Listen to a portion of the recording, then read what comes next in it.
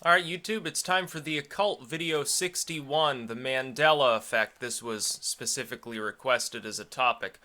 It's seen as sort of a mystic or potentially New Age phenomena, or one that involves the space-time continuum. The idea is that a group of people or everybody is misremembering some past event or a name or something like that. The most famous example, of course, the name is taken from Nelson Mandela.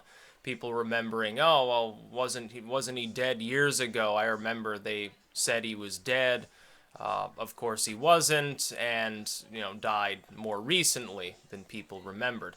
The most famous example for those that are internet literate would be the Berenstain Bears, with Jan. I can't remember the names of the first names of the authors, but the Berenstain authors of that famous kids' book series. The idea is that everyone is remembering, well, wasn't it Berenstein, E-I-N, and not A-I-N?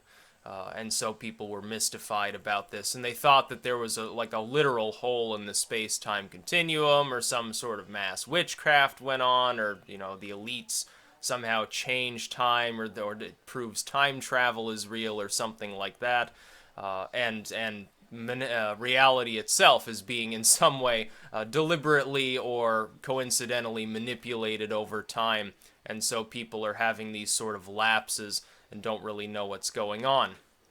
My suggestion is that when we're dealing with such a phenomenon, we're anything within the realm of the paranormal, the superstitious, whatever, we have to exhaust the reasonable secular possibilities before we can fixate on looking at whether something is genuinely occult. Occult as in both science as not yet fully quantified.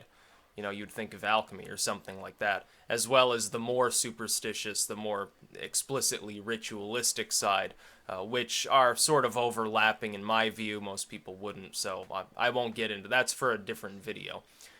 I can see two reasons specifically why the Mandela effect, as a superstitious or a paranormal or a strange phenomena, makes less sense than a rational explanation thereof.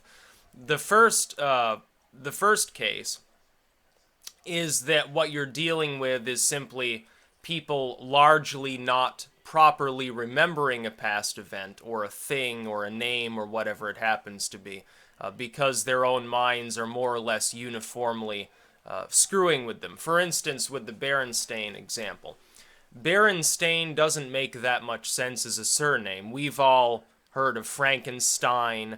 We've all heard Finkelstein. Stein is a very common fixture of surnames. Stain is not. So when a child is reading these books and just gazes at the name, the Berenstain Bears, their minds registered it as Berenstein because that makes more sense as a surname. Within their minds, Stein is already a fixture of surnames. They all knew who Frankenstein was probably before they knew what Berenstain was. So they affixed Stein to it.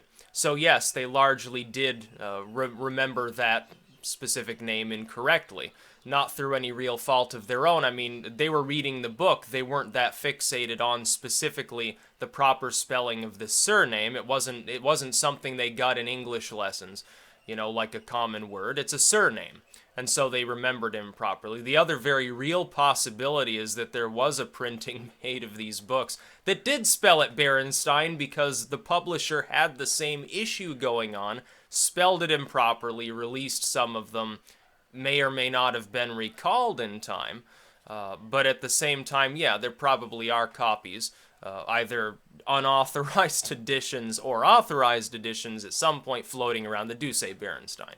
And I'm sure that people, if they looked long enough, they'd find that there are misprints on many works. It happens all the time.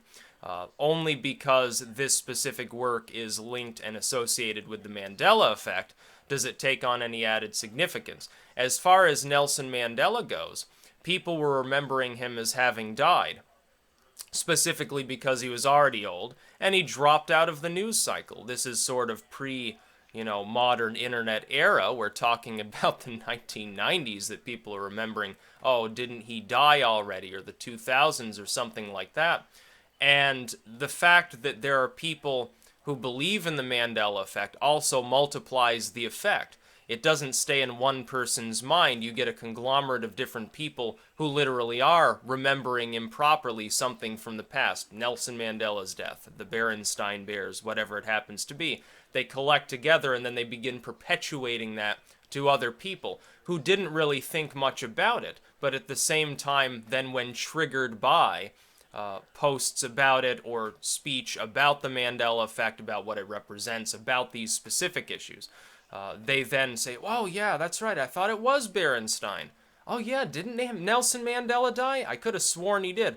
People have, generally speaking, people are good at remembering things, but generally speaking, over time, those memories break down and things get a little bit screwy.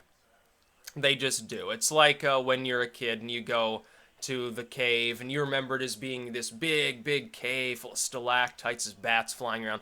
And then you go back to it when you're an adult and you find out, oh, it's really not that much more than a little dome behind a crawl space. Yeah, there's some drippy sort of little half stalactites and stuff, but it's not the Carlsbad Caverns or something like that.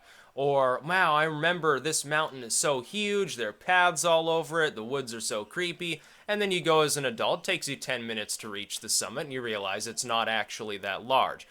It's the fact that perception changes over age, especially when somebody is young. They have a tendency to register these false memories. So the Mandela effect I class as not being occult, not being superstitious. I class it as a psychological phenomenon. It is an interesting one, but that's basically all it is. Again, I wouldn't even be putting this in this playlist if it hadn't been specifically recommended. I'm going to talk about it from the occult perspective. No, I don't see that as being of spiritual significance in any real way, shape, or form. That's about all. Peace out.